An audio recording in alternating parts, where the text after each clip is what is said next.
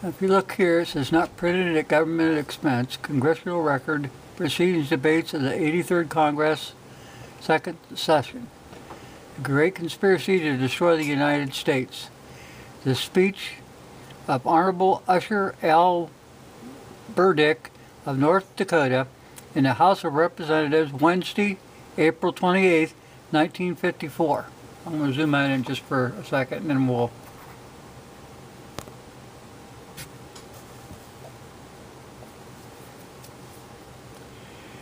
Now I want to read part of this. The rest I'll leave a link at the bottom and you guys can pick up on it. The Speaker pro tempore, under previous order of the House, the gentleman from North Dakota, Mr. Burdick, is recognized for 30 minutes. Mr. Burdick. Mr. Speaker, there can be no doubt that there now exists a widespread understanding and agreement made between the agents of this government and the United Nations and the North Atlantic Treaty Organization to build a world government and make it, the United States, a part of it, regardless of our Constitution, laws, and traditions. This is to be done in the name of peace and will result in total destruction of our liberty. The agents representing the United States may not be deliberately trying to do this treasonable work, but the best that can be said for them, they are dupes.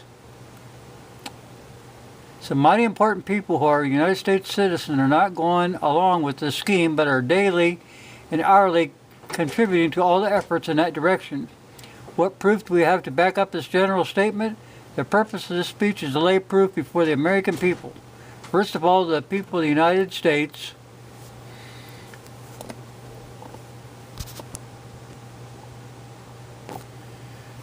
were so completely sick of war after World War II that these schemers found a fertile field to exploit. They appealed to the churches, the schools, and every other organization they could reach on the basis that that way they could secure peace in the world was to organize the United Nations group, and that through the machinery which they proposed to set up, wars could be stopped before they got started. It seemed like a plausible idea, and not knowing the sinister purpose behind the move, millions of people supported the suggestion. Their first move was made at San Francisco, where many nations met, drew up a charter, and submitted that charter to the Senate of the United States for approval as a treaty. This document had none of the earmarks of a treaty, because the Supreme Court of the United States has held in many cases that a treaty is an agreement made between nations to do or not to do particular things. In this case, the Charter of the United Nations was not an agreement between nations. It was an agreement made by the agents of several governments, and there is no contention from any quarter that the United Nations at this time was a nation which you could make a treaty. So technically the United Nations is here unauthorized. The dark forces behind this move was the United Nations was not a nation which could make a treaty, but intended to make it an integral part at the first opportunity.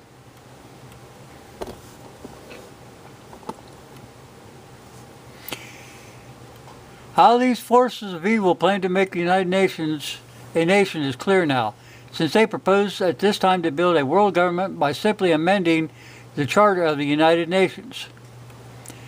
Those were the principal movers at San Francisco for this United Nations Charter. Who wrote the charter and who had the most to do about shaping this provision?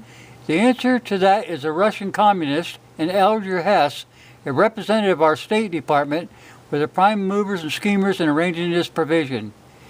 That is the same Alger Hess who was convicted for perjury when he was denied sending secret material to the Soviet Union representatives. This very beginning gave this document a bad odor. The universal approval of a plan to preserve world peace has not worn off, and the facts are yet unknown when the Senate was called upon to approve the United Nations Charter. The sentiment for peace was so strong that only 2 senators refused to approve the charter.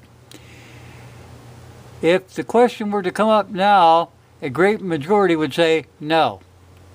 The real purpose of this charter was to outline a method to secure and preserve world peace, why it was necessary in that to make an assault upon the Constitution of the United States. Let's see.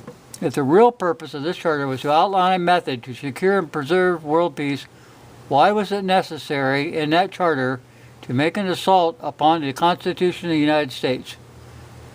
Are we not already a peace-loving nation without having to rely upon the Soviets and Hess?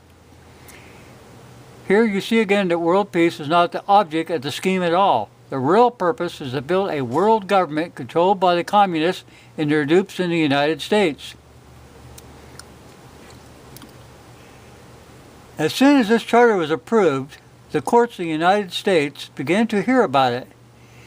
In the Fuji case in California, the Charter of the United Nations was substituted for the laws of the state of California, and that remained so for several months until a higher court overruled the court that made this finding. It was a bad situation. That they had to depend on that on the whim of a court. Again, excuse me here, I'm trying to find out where my arrow is. Again, in the Still seizure case where the Supreme Court was searching our Constitution for some provision that would uphold the President and his action, the same Charter of the United Nations once more appeared. Failing to find any authority in the Constitution to fortify the President's position, the Chief Justice resorted to the most unheard of things in American history. He produced the Charter of the United Nations as the authority for the seizure and cited in its provisions in an effort to support the President's acts. Fortunately for the people of the United States, a majority of the court would not permit this communist charter to supplement the Constitution of the United States. It was, however, a close call and abundantly proven the need for the Bricker Amendment. No one can ever tell when the next decision might be throughout our history. God seems to be on our side, and no matter what the political complexion of the Supreme Court may be, the decisions have been upheld in the Constitution. Next assault on the Constitution is found in the Covenant of Human Rights, which has not been yet presented to the Senate for ratification. The United Nations has amended its first draft several times because of the rising tide of objection to what it's doing and planning to do. The latest draft has not come before the Senate. The subtle and fraudulent work of the United Nations is trying to prepare the people of the United States for the approval of this un-American document and to condemn its further consideration. To prove to you that this procedure was fraudulent and totally dishonest, I want to clearly state the United Nations put out a Declaration of Human Rights, which upon its face was not objectable. The declaration was it's late at night, guys. It's propaganda by the spread of millions of copies among church people.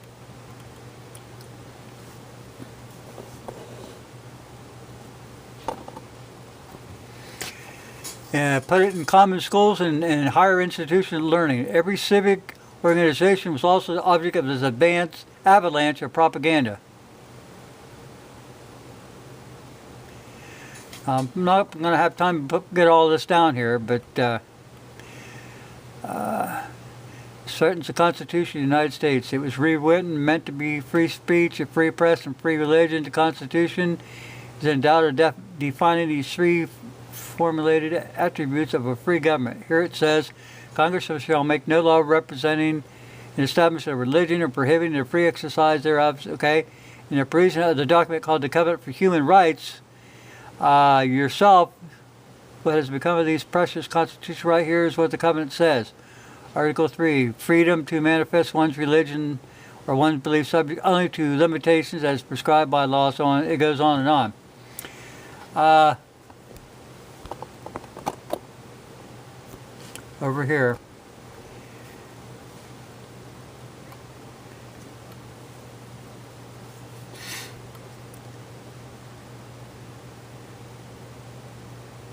But so far as to hedge and restrain the circumstance of free speech, then there is no free speech, then there will be no free press and no free religion. Does anyone who is acquainted with these facts want to say that the United Nations is not trying to rewrite our Constitution with the aid and support of communists and revolutionaries? They need to change our Constitution in order to carry out the design conspiracies to build a world government. If it's not perfectly clear to you now what the real purpose of the framers of the United Nations was from the beginning, it's to destroy the Constitution of the United States. There should be no need for further proof. We're going to go over here in the fourth because there's a reason.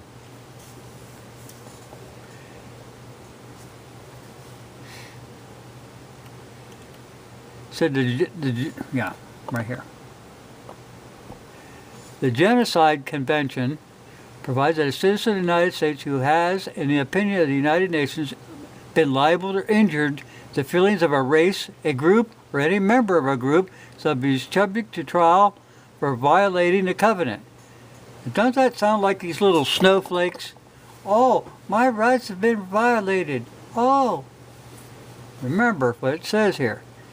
Provides that a citizen of the United States who has, in the opinion of the United Nations, been libeled or injured in the feelings of a race, a group, or any member of a group shall be subject to trial for violating this covenant. Will the accused be tried here in the United States for the crime was alleged or have been committed? No. He will be tried wherever the United Nations may decide. Will he be tried under the Constitution and laws of this country with the safeguards provided by the Sixth Amendment? No. He will be tried under such laws as the United Nations World Court shall prescribe. You getting this now, people?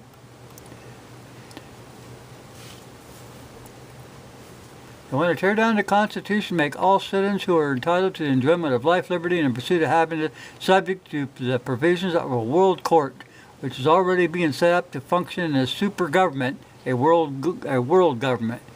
Do we need further proof that the real and only purpose and abilities of the United Nations was to fashion a world government to make our citizens subject to that world government and to strip them from the protection guaranteed under them by the Constitution? If this is not treason, then I do not understand the provisions of the Constitution defined it. Section 3 of Article 3 of the Constitution says treason against the United States consists only of levying war against them or adhering to their enemies, giving them aid and comfort. For that fear that may the United States yet convinced, I will say, I will not rest this case here, but will present it to the people.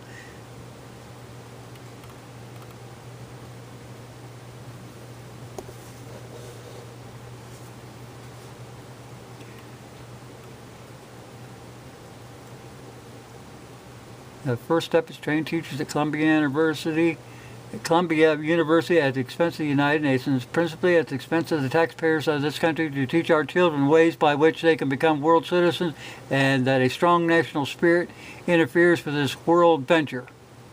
The birthdays of our great leaders like Washington, Madison, Jefferson, Monroe, and Lincoln were not to be celebrated in honor of these leaders.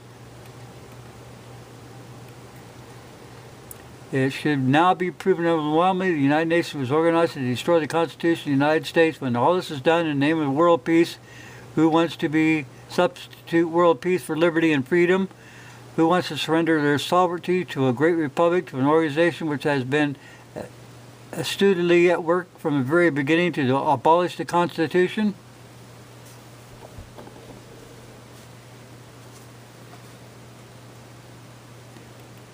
Like I said, people, I'm going to put a link down below when I'm finished here. I want you to read this, and you can form your own ideas.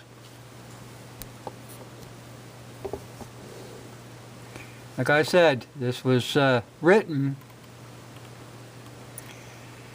Wednesday, April 28th, 1954. Here's somebody that understood this. He was trying to get the scheme out to the people of the United States. Apparently it didn't get very far, or not far enough. Like I said, I'm going to put a link down below, and thank you for watching.